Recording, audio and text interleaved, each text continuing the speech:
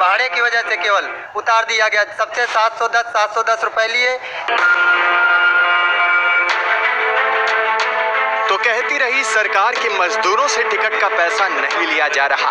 कहती रही सरकार कि टिकट का 85% खर्च केंद्र सरकार उठा रही है और 15% खर्च राज्य सरकार उठाए।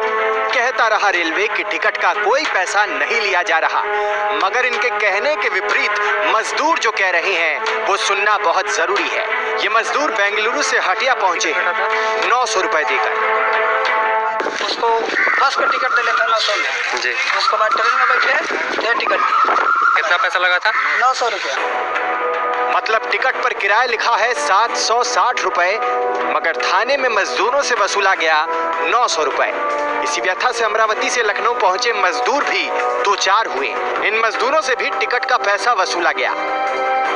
हमारे जेब से जी गया, अपने जेब से दिया हमने पैसा निकाल के, और तहसीलदार ने हमको कटवा के टिकट दिया। स्टेशन पर कटवाने आए थे और गाड़ी जब छूटी तब तक वो वहीं रहे।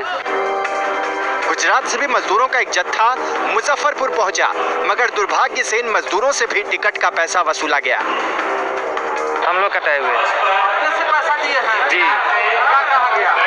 बोलते हैं कि टिकट का पैसा लगेगा 700 रुपया। टिकट का पैसा लिया 600 रुपया। पैसा लिया 600 रुपये। 600।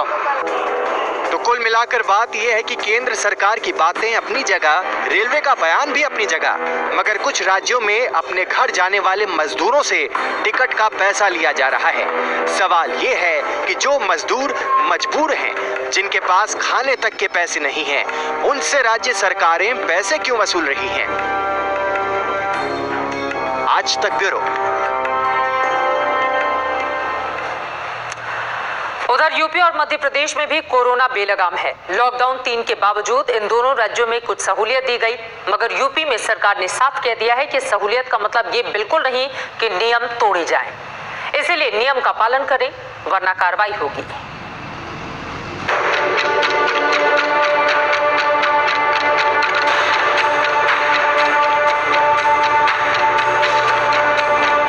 महामारी ने जिंदगी की रफ्तार पर ब्रेक लगा दिया है। जो राज्य इस महामारी से बुरी तरह प्रभावित हैं, उनमें मध्य प्रदेश और उत्तर प्रदेश भी है।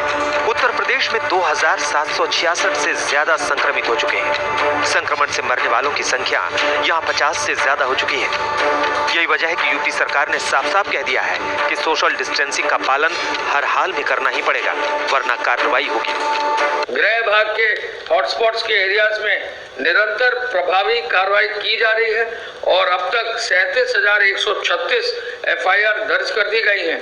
और यदि कोई भी व्यक्ति हो, कैसा भी व्यक्ति हो, अगर किसी भी रूप में जो है नियमों का उल्लंघन होगा, कार्रवाई करने का निर्देश दिया गया है। हालात खराब जरूर है, मगर यूपी में धीरे धीरे काम धंधा शुरू हो रहा है। ललितपुर और चंदौली में बोर्ड परीक्षाओं की कॉपी जांचने का काम अब शुरू हो गया है। हमीरपुर में सोशल डिस्टेंसिंग की धज्जियां उड़ाई गई, तो जिला प्रशासन ने यहां दुकानें खुलने की समय सारणी अलग से बना दी। आप लोग एक जगह इकट्ठे रहो, दूर रहे। यानी अलग अलग सामान की दुकानें अलग अलग दिन खुलेंगी ताकि भीड़ ना जुटे। यूपी के अलावा कोरोना संक्रमण से मध्य प्रदेश भी जूझ रहा है। मध्य प्रदेश में अब तक 2942 से ज्यादा संक्रमित मिल चुके हैं। यहाँ कोरोना से मरने वालों का आंकड़ा 165 तक पहुंच गया है। दोनों राज्यों में हालात बिगड़ रहे हैं, मगर सरकारें पूरा दमखम लगा रही हैं कि कोरोना के संक्रमण को रोका जाए, मगर संक्रमण तभी रुकेगा जब लोग नियमों को मानेंगे। आज तक ब्यूरो। वहीं कोरोना से सबसे ज्यादा प्रभावित महाराष्ट्र है। यहाँ मरीजों की संख्या में लगातार बढ़ोतरी हो रही है। चिंता वाली बात यह है कि यहाँ पर कोरोना का अटैक अब उन पुलिसकर्मियों पर भी हो रहा है जो दिन रात लोगों की मदद में लगे हुए हैं। कोरोना का कहर मुंबई और महाराष्ट्र पुलिस पर ऐसा है कि उनके संक्रमित होने की रफ्तार 400 के पार जा चुकी है। अब तक महाराष्ट्र में 457 पुलिस वाले संक्रमित हो चुके हैं। इनमें से 48 पुलिस अधिकारी हैं, जबकि 409 अन्य रैंक के पुलिस वाले हैं। चौंकाने वाली खबर ये भी है कि मुंबई में एक IPS अधिकारी भी कोरोना पॉजिटिव पाया गया है। उस अधिकारी के कुछ स्टाफ भी पॉजिटिव हैं। हालांकि ये जानकारी मिल रही है कि उस अफसर में कोरोना के कोई लक्षण नहीं दिख रहे हैं। चिंता की बात यह है कि कई अफसरों की रिपोर्ट का अभी इंतजार है। हाल ही में दक्षिण मुंबई के 12 पुलिस वाले कोरोना पॉजिटिव पाए गए थे। इनमें से 6 अधिकारी थे। इससे पहले धारावी और साहूनगर पुलिस स्टेशन के इलाके में बड़ी संख्या में पुलिस वाले कोरोना संक्रमित पाए गए थे। अब तक महाराष्ट्र में 4 पुलिस वाले कोरोना से अपनी जान गंवा चुके हैं, जिनमें से 3 मुंबई के और 1 पुणे का है। इसके बाद 55 साल से ऊपर के पुलिस वालों को घर में ही रहने के निर्देश दिए गए थे। दरअसल देश में सबसे ज्यादा कोरोना के मामले महाराष्ट्र में हैं। मुश्किल मुंबई पर है। 24 घंटे में 510 नए केस सामने आए हैं, जबकि 18 की कोरोना से मौत हो चुकी है। आर्थिक राजधानी में अब तक 361 लोगों की जान जा चुकी है, जबकि कुल मामला 9,310 तक जा पहुंचा है। उधर गुजरात की बात करें तो कुल मामले 6,000 के करीब हैं, जिनमें 4,000 से ज्यादा मामले अहमदाबाद से हैं। आज तक ब्यूरो। उधर मुंबई के धोबी घाट के नाम से फिल्म भी बन चुकी है और कई फिल्मों की वहां पर शूटिंग हो चुकी है, लेकिन इस समय वहां की तस्वीर बिल्कुल अलग है। यूपी लौटने के लिए प्रवासियों की लंबी कतार वहां पर लगी हुई है।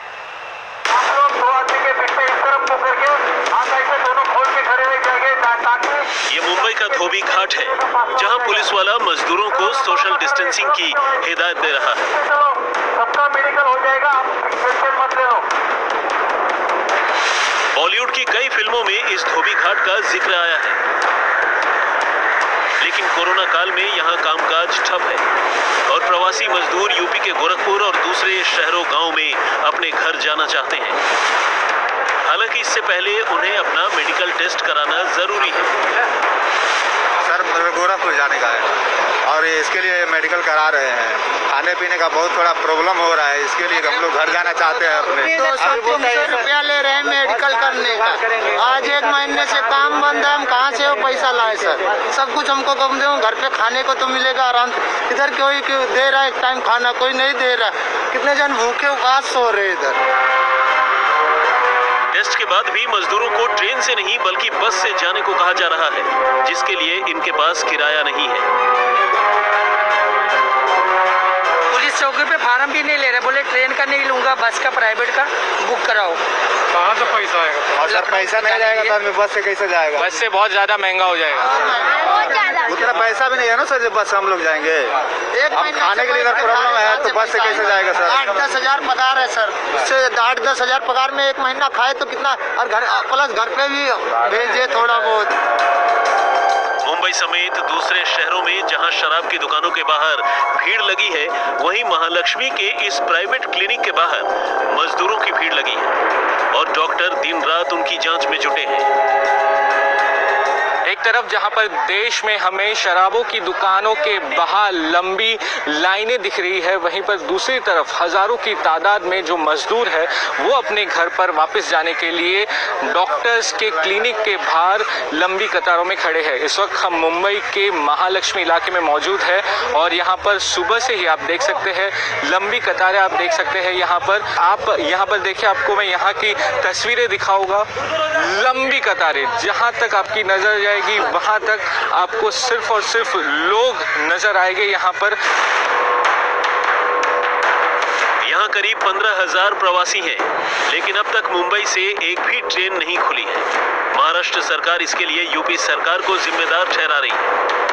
उत्तर प्रदेश और कर्नाटक 2 राज्य हैं जहाँ पे जो उनका रवैया है, ऐसा लग रहा है कि कहीं ना कहीं वो लेना नहीं चाहते, कुछ नई अड़चनें पैदा कर रहे हैं।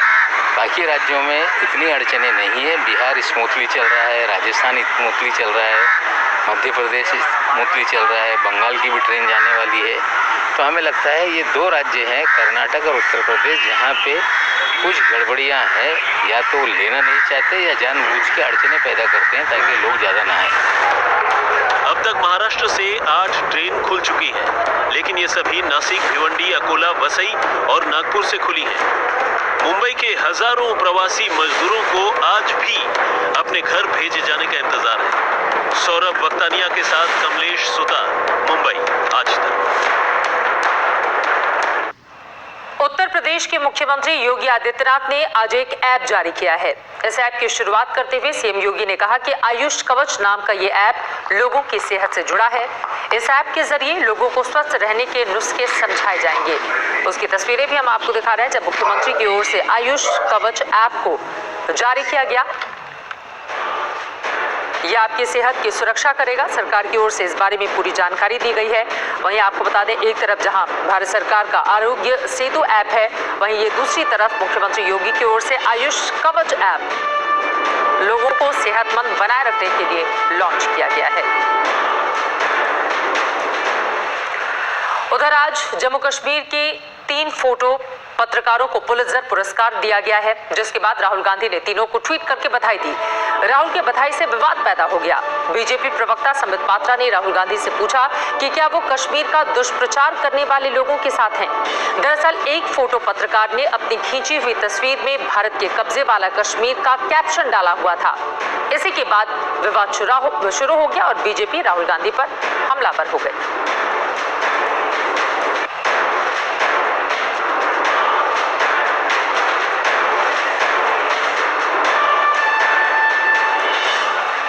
और अब आपको शहीदों के को सलामी देती हुई तस्वीरें दिखाते हैं। जयपुर, पंचकुला, मानसा और श्रीनगर की ये तस्वीरें आपके सामने हैं। आपको बता दें कि कल हमने देखा था, परसों और कल 2 ये दिन ऐसे रहे हिंदुस्तान के लिहाज से जब देश ने अपने 8 जवानों की शहादत दी है और आज जब उन्हें विदाई दी गई, उसी की ये तस्वीरें इस वक्त आपके सामने हैं।